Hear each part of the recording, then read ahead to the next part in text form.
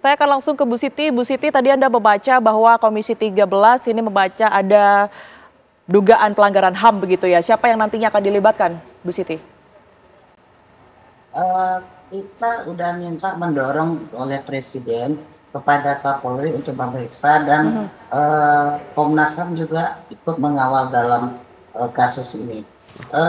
Kami intinya dari Komisi 13 tidak pernah menyatakan bahwa ini ada pembunuhan atau bunuh diri, tidak. Tetapi hak keluarga korban yang tidak menerima secara sesuai dengan ketentuan bahwa mereka tidak diikutkan dalam gelar perkara, tidak menerima hasil autopsi, perkembangan hasil penyelidikan juga mereka tidak terima. Terus alat-alat itu dari laporan yang kita terima dari RDP tadi, bahwa keluarga juga menyatakan ada bukti-bukti atau alat bukti yang tidak sinkron. Misalnya ketika korban itu atau yang meninggal almarhum itu, dia meninggal pakai plastik langsung dilakban, tetapi lakban yang menjadi alat bukti bukanlah lakban itu, tetapi lakban lain yang dibawakan. Jadi pelanggaran HAM itu adalah juga kesetaraan dalam hukum dan mendapat informasi yang layak. Oke, terima kasih. Pak Dwi? Ya, benar apa yang dikatakan Ibu Siti, bahwa misalnya tadi juga dalam gelar perkara yang awal dilakukan adalah misalnya ada, mohon maaf, ada alat kontrasepsi. Itu punyanya Vita, punyanya istri dan itu sudah tadi dijelaskan bahwa beberapa alat misalnya pakaian-pakaian wanita ya itu miliknya Vita karena dia sering nginap di kosannya itu gitu loh. Terus lakbannya juga lakban yang dari rumah, kan ada dua lakban, yang lakban yang dipakai Badarudin, yang lakban yang dipakai yang di rumah, itu yang diambil diserahkan kepada pihak lain. Nah, itu yang ditampilkan. Sendal kayak sendal jepitnya juga itu sendal jepitnya istrinya, bukan sendal jepit pihak lain. Itu seperti hal seperti itu yang begitu, Mbak. Oke, baik. Bang Reza, kalau kita lihat dari apa yang sudah dialami oleh pihak keluarga, kemudian juga informasi yang beredar, ini pernah juga mengerucut pada dugaan ini adalah sebuah pembunuhan yang kaitannya dengan sensitivitas tugas dari Arya Daru tersendiri. Anda melihatnya bagaimana? Kemungkinan itu ada, tetapi persoalannya untuk memastikan apakah itu atau bukan, dengan kata lain apakah ini pidana atau bukan, apakah ini pembunuhan atau bukan, dibutuhkan adanya bukti langsung, direct evidence, dengan segala hormat.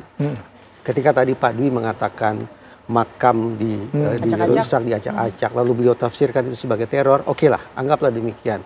Tapi sayangnya itu bukan merupakan direct evidence, itu circumstantial evidence. Maksimal seperti itu. Maksimal itu sebatas circumstantial evidence. Bukti tidak langsung, bukti petunjuk, bukti situasi yang bisa saja kemudian ditafsirkan atau dimaknai sebagai ini jangan-jangan, ini jangan-jangan. Nah, sudah barang tentu, otoritas penegakan hukum tidak bisa bekerja dengan mengandalkan circumstantial evidence. Yang harus diperoleh adalah direct evidence. Permasalahannya, ini dia. Sayang beribu sayang, dalam sistem penegakan hukum kita, fairness itu tidak ada ketika kita bicara tentang akses ke barang bukti. Pengujian terhadap barang bukti, uji saintifik dan seterusnya, itu merupakan wilayah yang sepenuhnya dikuasai oleh penyidik. Penyidik yang saya maksud adalah pihak kepolisian. Apakah pihak seberang, misalnya keluarga korban punya akses, saya sebut sebagai korban dalam konteks kekeluargaan ya, bukan korban dalam pengertian pidana. Apakah keluarga almarhum memiliki akses terhadap barang bukti? Untuk melakukan investigasi tandingan, untuk melakukan counter examination, perkiraan saya tidak. Karena tidak tersedia mekanisme untuk itu. Ini yang tadi saya katakan, persoalan pokok utamanya adalah pada tidak adanya fairness terkait akses ke barang bukti. Itu pula yang menjadi alasan bagi saya untuk lagi-lagi mempersoalkan butir demi butir yang ada dalam simpulan Komisi 13 DPR RI. Komisi 13 DPR RI meminta Menlu untuk membentuk tim investigasi independen. Tidak ada salahnya dong seharusnya. Sebagai sebuah saran silahkan saja. Tapi cukup mafhumkah Komisi 13 bahwa sekali lagi akses ke barang bukti yang sudah barang tentu dibutuhkan untuk investigasi independen itu adanya di penyidik. Oke, dan tidak ada salahnya pula ketika kita berbicara mengenai kemungkinan lain, Bang Reza. Kalau Sekalipun pihak kepolisian juga sudah pernah memiliki kesimpulannya sendiri. Kemungkinan memang iya. Karena itu, kalau di Barat ya, contoh dalam kasus meninggalnya, kasus pidana O.J. Simpson, olahragawan. Dia didakwa membunuh istrinya. Oleh pihak penyidik, kemudian dilanjutkan oleh jaksa penuntut umum, sudah barang tentu. Ini loh, kami punya barang bukti untuk meyakinkan majelis hakim bahwa pelaku pembunuhan tak lain adalah O.J. Simpson. Tapi hebatnya dalam sistem persidangan di Amerika Serikat apa? Tim penasihat hukum terdakwa punya akses ke barang bukti untuk melakukan cross examination. Sehingga pada akhirnya di ruang sidang yang mulia itu disodorkan dua simpulan. Simpulan ilmiah versi penyidik dan simpulan ilmiah versi tim penasihat hukum. Disodorkan ke hakim. Hakim memutuskan percaya mana? Boleh percaya, boleh tidak. Dalam kasus itu hakim lebih teryakinkan oleh hasil eksaminasi oleh tim penasihat hukum terdakwa. Sehingga O.J. Simpson putusannya bebas. Baik, saya ke Bu Siti. Bu Siti, kalaupun nanti ada desakan dari pihak keluarga dan juga publik tentunya untuk meminta Komisi 13 memanggil pihak kepolisian mendesak dibukanya penyidikan baru, begitu ya? Apakah ini juga bisa dilakukan oleh Komisi 13? Kita cuma bisa mendorong karena itu bukanlah mitra Komisi 13, tetapi kita coba mendorong agar ini bisa diselesaikan dengan seterang-terangnya. Saya terima kasih sama Pak Reza dengan adanya di luar negeri bahwa ada akses keluarga korban ke alat bukti, ini mungkin bisa dimasukkan ke KUHP yang